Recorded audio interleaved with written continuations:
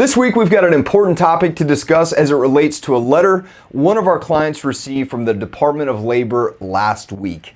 As you can see in this picture here, they received a notice that stated, and I quote, "Last year, more than 200,000 establishments submitted to the OSHA 2016 Summary of Work-Related Injury and Illnesses Information, known as the 300-day log." Now, remember, this is the data that was due for the 2016 logs back in December 31st of 2017. So, it goes on to say, and I quote, "OSHA used this information to identify workplaces with days away from work, restricted or transferred, also known simply as the DART rate.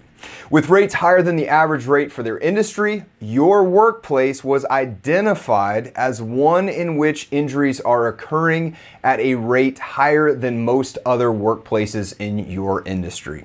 And it goes on the remainder of the letter about various ways to gain assistance in helping you bring down these rates. Now, there are two things I want to point out here. Number one, it's clear that we're getting a very early glimpse into how this electronic data is going to be used. With their ability to quickly and easily point out what they consider high-risk employers from the electronic data that's submitted, I'd be shocked if we didn't start seeing this as a playbook for the inspectors to use when deciding which employers to hit in both local and national emphasis programs. Number two, and what bothers me about this right now, is how many employers are not electronically reporting and how inaccurate their data must be with the industry-specific DART rates they're utilizing that are being spit out of the mere 200,000 employers that actually followed directions for the 2016 logs. That's a tiny amount of employers to pull data from.